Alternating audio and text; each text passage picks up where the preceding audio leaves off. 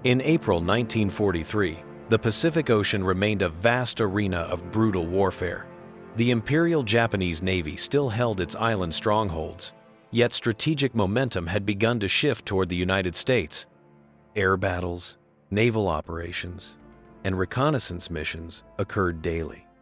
At this time, a young Japanese pilot, Navy Captain Masaru Tanaka, was preparing for another flight from Truk Lagoon, a major military base in the Western Pacific. Tanaka had been born in 1,919 inches, Nagasaki Prefecture. His childhood unfolded during an era when Japan was rapidly militarizing. Raised in a fisherman's family, he grew up accustomed to wind, discipline, and the sea. At 18, he entered the Naval Academy at Etajima, where he received strict flight training. Early in the war, he took part in bombing raids over the Philippines and the Dutch East Indies, earning a reputation as a calm and precise pilot. By the spring of 1943, Japan's situation had worsened. Losses in pilots and aircraft were mounting. American carrier groups were consolidating control across the Central Pacific, striking at Japanese garrisons. The Navy Command desperately needed reconnaissance data on U.S. ship movements near the Hawaiian Islands, the vital American stronghold in the Pacific. On 12 April 1943, Masaru Tanaka received an order for a long-range reconnaissance mission, a flight at the edge of possibility. His aircraft, a single-engine Yokosuka D-4Y reconnaissance bomber, was fitted with an additional fuel tank. The task seemed impossible. Cross open ocean, approach Hawaii, record coordinates of American ships, and return. But orders were absolute. The weather was unstable, low clouds, gusting winds, and electrical storms made flying dangerous. Despite exhaustion, Tanaka went through his pre-flight checklist with precision. He recorded radio frequencies, identification codes, and estimated return time. Before takeoff, he looked at the sky, its evening light fading into the horizon. In that moment, he understood that returning would not be easy. The flight began at 5:40 a.m. The Pacific stretched beneath his wings like an endless mirror. Radio contact broke intermittently, and the magnetic compass faltered amid the static of distant storms. After 4 hours, the fuel gauge began to drop dangerously low. Tanaka maintained course northeast toward the Hawaiian chain. At 9:30, he spotted a line of clouds resembling a mountain range. It was Kauai, the westernmost of the main Hawaiian islands. He descended below the cloud cover, but the engine began to fail. Oil pressure dropped, temperature spiked. His attempts to stabilize the aircraft were futile. By 10:05, the engine had stopped completely. The plane lost altitude and began gliding toward the sea. Tanaka assessed his chances for a water landing. The waves were moderate, but the risk of fuselage collapse was high. He steered toward the faint outline of the coast. The dark peaks of Kauai grew larger, like a wall. Moments later, the aircraft struck the water, skidded across the waves, and rolled to its side. Tanaka survived the crash, but was injured. He managed to escape the cockpit, clinging to a broken section of wing. Salt water burned his eyes and skin. He saw the shoreline and swam toward it, losing strength. Hours later, the tide carried him onto a strip of sand at the base of rocky cliffs. Thus began a story unknown to both Japanese and American commanders, the story of a pilot who crashed on enemy soil and of islanders who defied wartime orders to save a stranger's life. That same day, as Masaru Tanaka lay unconscious on Kauai's shore, the islanders went about their daily routines. After Pearl Harbor, Hawaii had been under strict military control. Curfews, patrols, and martial law ruled the islands. Any contact with the enemy was considered treason. Yet fate had other plans. Evening fell over the coast. Waves quietly broke against the sand. Among the palm trees, a local fisherman noticed a body washed ashore. He did not know that it was an enemy pilot. He only saw a man who needed help. In April 1943, the island of Kauai remained one of the most remote and quiet corners of the Hawaiian archipelago. Life moved slowly there, despite the martial law declared after the attack on Pearl Harbor. Patrols guarded the streets. Soldiers checked identification.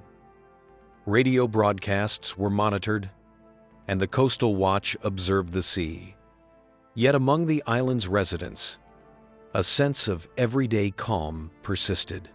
People continued to fish, cultivate crops, and work on sugarcane plantations, trying not to think about the war.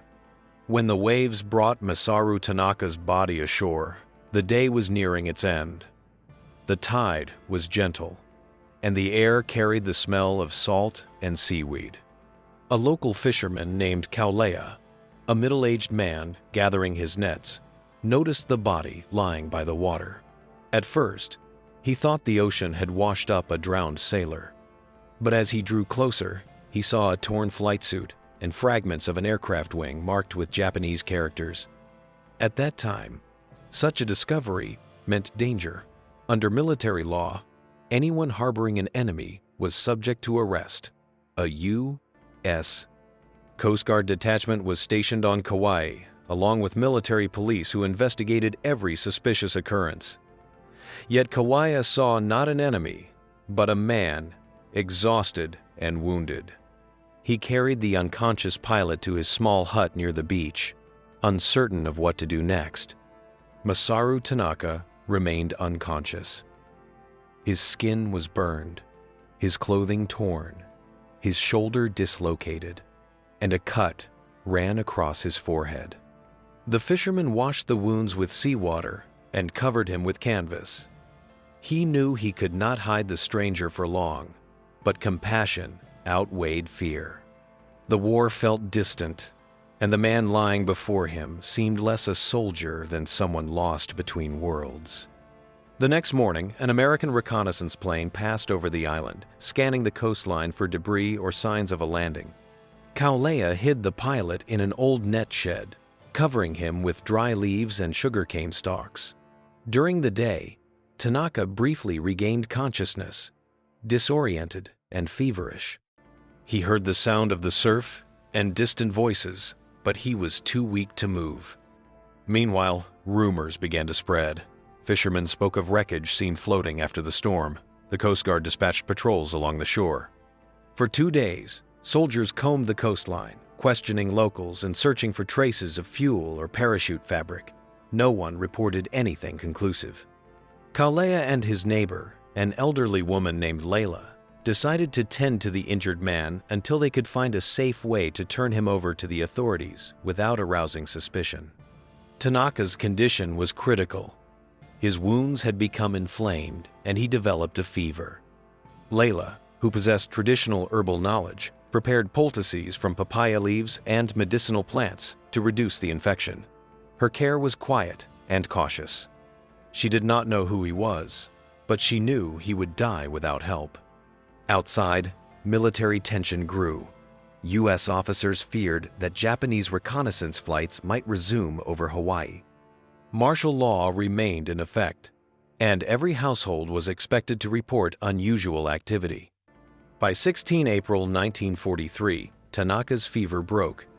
He was able to sit up and drink water. He did not know where he was, but he understood he was alive. Outside, the ocean murmured, and the scent of tropical plants drifted through the cracks of the shed. He remembered the training instructions that said a pilot who crashed on enemy soil must take his own life rather than be captured. But now it was too late. His fate was in the hands of strangers. Each day, the danger of discovery increased.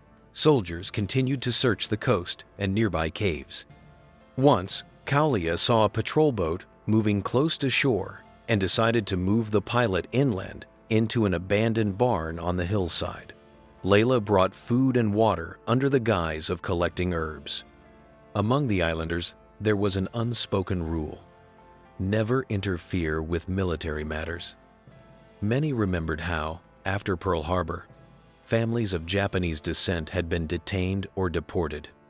Helping an enemy pilot was not only risky, it was an act that could destroy an entire community. But for Kaulea and Layla, the war felt unreal. They lived by the older laws of nature and faith, where compassion held greater value than nationality.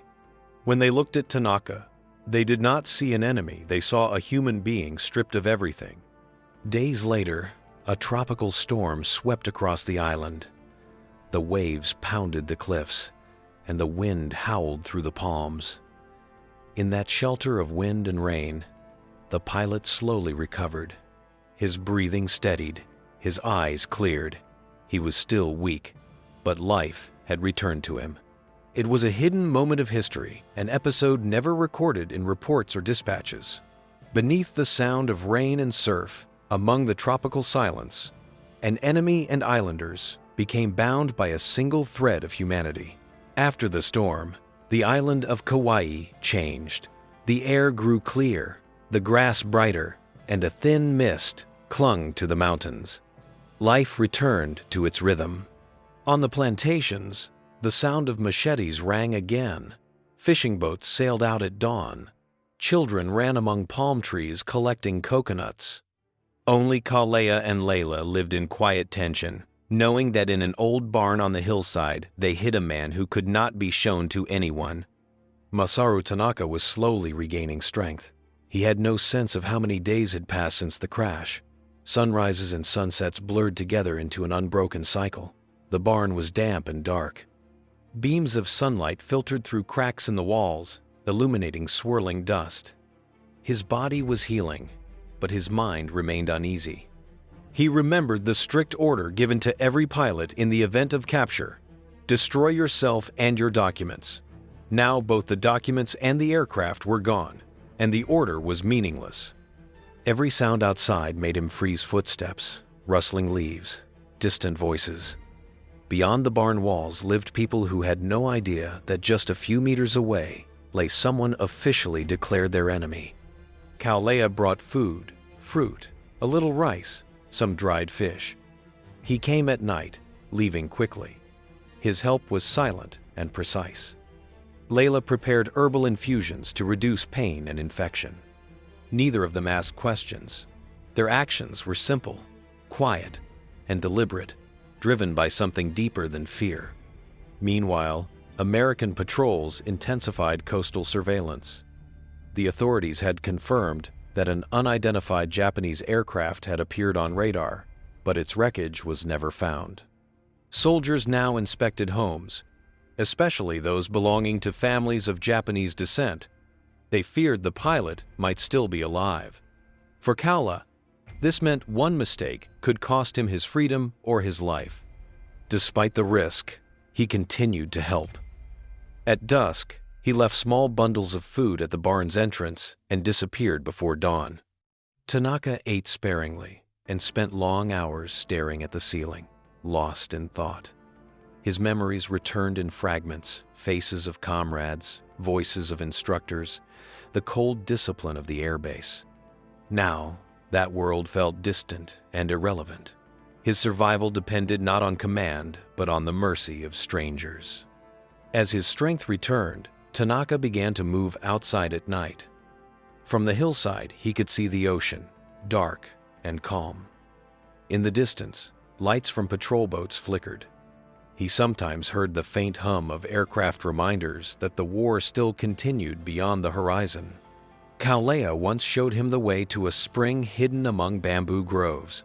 It was an unspoken understanding. The pilot had to be ready to survive alone if danger came. They rarely crossed paths, but between them existed a wordless connection built on mutual caution and respect. By mid-April, life on the island appeared normal again. Villagers discussed new regulations imposed by the military. Travel was restricted, and no one could leave their area without permission. This made it harder to supply the hideout. Lila used forgotten forest paths, carrying herbs and fruit in a basket with food concealed underneath. Tanaka was now stronger. He repaired his torn uniform, made a walking stick from branches, and began to adapt to his secluded life. He no longer thought about duty or glory. The discipline drilled into him was replaced by a quiet awareness. These people had risked everything to save him. It contradicted the idea of enemies and allies that had once defined his world. By the end of April, The sea had grown calm again. The sky over Kauai turned clear, and the waves glistened in the sun. The pilot's fate now depended on silence, the silence of the people who sheltered him and of the island itself, which hid his presence beneath the thick veil of leaves and ocean wind. Late April 1943 brought unease to Kauai. A group of U.S. Navy intelligence officers arrived from Honolulu, accompanied by the Coast Guard. Their task was to investigate the disappearance of a Japanese aircraft that radar operators had detected a week earlier. The signal had approached from the northwest and vanished suddenly. No wreckage had been found. American officers began questioning coastal residents. They searched fishing shacks, storehouses, and boats. Soldiers walked along the shore, marking footprints, burned spots, and any traces of human activity. Locals answered briefly, avoiding unnecessary words. Kaulea remained calm, though inwardly he felt the steady weight of fear. He knew that if anyone discovered the narrow path leading to the barn, everything would be lost. Meanwhile, Masaru Tanaka rarely stayed inside anymore. His body had recovered, though his shoulders still ached. He sensed that discovery could come at any moment. Often, he stood silently at the barn entrance, listening to the forest sounds. It felt as though the island itself protected him, wind muffling his movements, dense vegetation erasing trails. The Americans worked systematically. They combed the western coastline, including Hanapepe Bay, where fishermen claimed to have seen something floating after the storm. Metal fragments were recovered, but none bore identifiable markings. Experts could not determine if they were from an aircraft. The investigation continued. On the third day of the search, the military set up an observation post near Kaulea's village. Soldiers erected tents, installed radios, and swept the area with searchlights at night. Tanaka could see the glow from his hiding place, a sign that danger was closing in. Layla proposed moving him deeper inland, but the trail was exposed. They decided to wait. When another storm hit the island, Kaulea used the cover of rain and darkness to lead the pilot uphill, along slippery paths, to an abandoned terrace where taro had once been grown. There stood a crumbling stone watch hut, forgotten by everyone. The trek lasted nearly the entire night. Tanaka leaned on a stick, exhausted, as rain drenched the forest. At dawn, they reached the new shelter. From there, the ocean was invisible, only fog and dense jungle surrounded them. The place felt hidden from the world. Meanwhile, the American search expanded. Soldiers found the remnants of a campfire near the coast and pieces of fabric resembling a parachute. These discoveries reignited suspicion. Command ordered an aerial sweep of the island to rule out the possibility of a surviving pilot. At sunrise, 3 reconnaissance planes passed over Kauai, circling valleys and cliffs. For the locals, the renewed searches brought fear. Homes were inspected, roads blocked, and civilians questioned. People avoided talking about the rumors. Kaulea and Layla kept their composure. They continued their routines, fishing, harvesting plants, visiting the market. Outwardly, nothing had changed. Inwardly, both understood that each day of silence was a risk.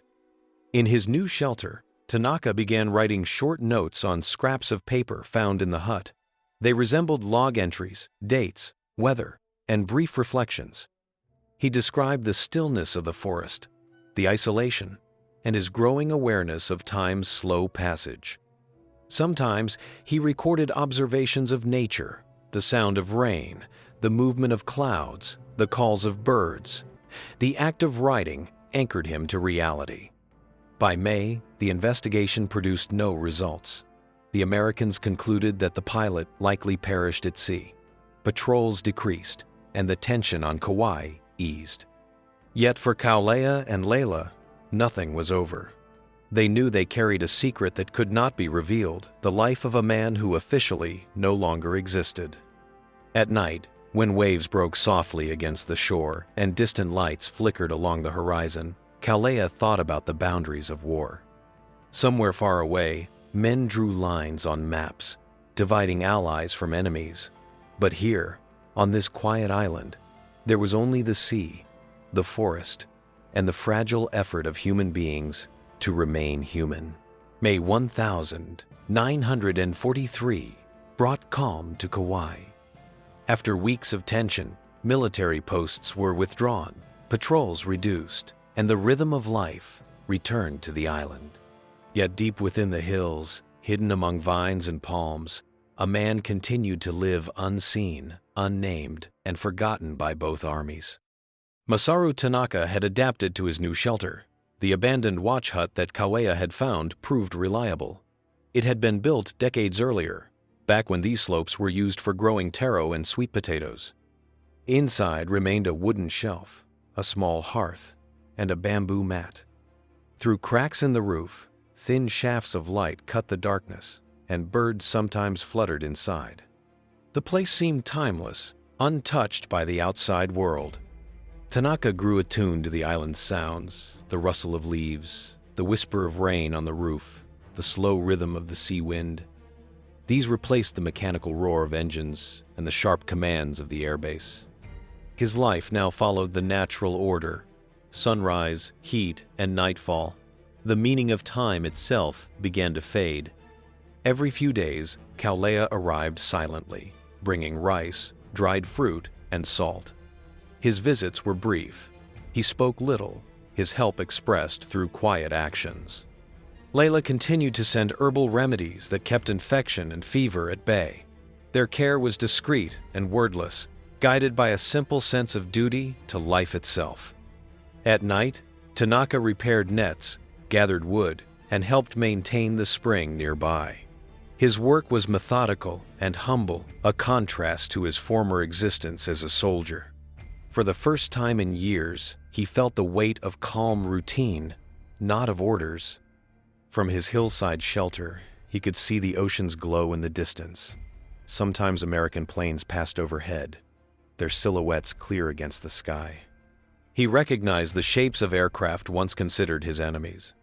Now, their sound filled him not with fear, but with a detached awareness, the realization that war continued somewhere far beyond reach. The island's life slowly drew him in. He watched people tending fields, women carrying baskets of cane, children fishing in shallow lagoons. He began to understand that survival here depended on balance, not dominance. The boundaries between soldier and civilian, enemy and ally, dissolved in the simplicity of daily life. Elsewhere, the war pressed on. The United States expanded its operations across the Pacific. Construction began on new airstrips and hangars on Kauai. The coastal areas filled again with noise, trucks, and equipment. Yet inland, among the forested ridges, silence still reigned. Tanaka sometimes felt the pull of duty, the ingrained instinct to return, to report, to serve. But return meant capture, and capture meant dishonor. He knew that to his homeland he was already dead. That knowledge brought a strange peace. By mid-May, heavy storms swept across the island. Rain fell for 3 days, washing away trails and flooding the valleys. The old hut trembled in the wind, but held firm. Tanaka spent those nights reinforcing the roof and keeping the fire alive. When the storm finally broke, the sky cleared, and a rainbow arched over the forest. To him, it felt like a quiet sign that life, even in exile, could still contain grace. Weeks passed. The islanders resumed their routines. The military ceased its searches, and deep within the jungle, the man once known as a Japanese pilot became something else entirely, a part of the island itself, surviving not by force, but by stillness. June 1943 began hot and heavy with humidity. The island buzzed with insects, the air smelled of blooming trees, and a low mist hung over the valleys. Warm winds swept in from the sea, carrying the scent of salt and storms. For most islanders, this was an ordinary season, a time for fishing and harvest. But for Kauai, Layla, and Masaru Tanaka, it marked the return of anxiety. For nearly a month, all had been calm. No soldiers ventured into the island's interior, and the hidden hut remained untouched. Then, one morning, Kaulea heard troubling news from a trader on the coast. New American officers had arrived on Kauai. They were said to be investigating reports of Japanese activity, conducting a second round of searches along the beaches. For those who lived with a secret, the message carried a shadow. The reason lay in a brief, unexplained radio transmission. American intelligence had intercepted a faint signal on a Japanese frequency somewhere between Kauai and Niihau. No one could determine its source, but the military feared that an enemy pilot or agent might still be hiding on one of the islands. The prospect was unacceptable. Within days, coastal patrols resumed. Soldiers inspected warehouses, questioned fishermen, and installed new radio detectors. Suspicion returned like a rising tide. Rumors spread whispers that Japanese scouts had landed, that fires had been seen in the hills, that footsteps echoed in the jungle at night. Kaulea realized the danger had come close again. The trail leading to Tanaka's shelter could be noticed by a trained eye. He decided to reduce his visits to avoid leaving footprints. Food and water would now be hidden in a small cache near the spring. Layla continued to send herbal medicine the same way. For Tanaka, the tension felt familiar, the same silent dread that had haunted the first days after his crash. At night, he heard distant engines and knew that the island's peace was fragile. The war, though unseen, was moving around him again. In mid-June, a small group of soldiers climbed into the old Taro terraces. They were not searching for him specifically, only for smugglers rumored to be hiding there. But to Tanaka, their presence meant the thin veil of safety could vanish at any moment. From inside the hut, he watched their lanterns flicker through cracks in the wall. His heartbeat drowned out the sound of the rain, until finally they moved on. That night, he decided to prepare for the worst. A short distance uphill was a natural cave in the cliffside, narrow but dry. He moved part of his supplies there, turning it into an emergency refuge. Days later, this decision saved his life. The soldiers returned, sweeping the area again. They found the abandoned hut, examined the remains of a fire and footprints, but found no man. They assumed the site had long been deserted. Still, the searches continued for several days. The Americans made notes on their maps and marked the area for review. Kaulea and Lila knew that continuing their help would now be nearly impossible. Bringing food risked discovery. Before withdrawing completely, Lila left a final package near the stream: rice, salt, and herbs, a silent farewell. Tanaka survived by instinct. He ate fruit, caught small fish, and collected rainwater. His body grew thin but resilient. At night, he sat by the mouth of the cave, watching the stars. The world of men, their wars, commands, and victories seemed distant and hollow. By the end of June, the patrols stopped once more. The Americans had found nothing. Their attention shifted to larger battles across the Pacific. Yet the mark of their presence lingered, a reminder that even in the farthest corners of the world, war could reach anyone. For Tanaka, that realization brought clarity. He no longer belonged to Japan or to any army.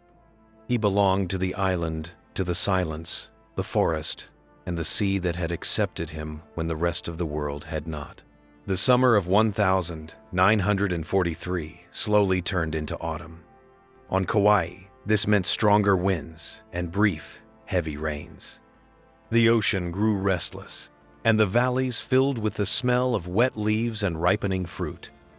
Along the coast, military transports arrived more frequently, unloading supplies and fresh troops. The island was becoming a strategic base, yet the inner regions remained untouched, quiet, green, and isolated.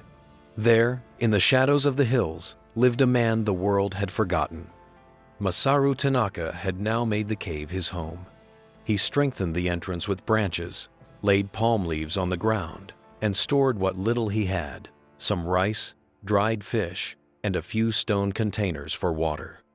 With each passing month, he blended more completely into the landscape. He moved with care, knew where to find food, and understood when rain would fall. From time to time, he saw Kaulea from afar, walking along the trail below the cliffs. The fisherman no longer approached, but a brief glance or a nod was enough to show that the bond between them still existed, even in silence. Layla had left him a small pouch of dried herbs, and Tanaka kept it as a symbol of the compassion that had saved him. Days passed without distinction.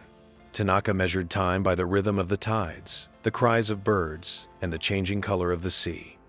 He carved small marks into the rock to keep count, though he no longer knew the exact date.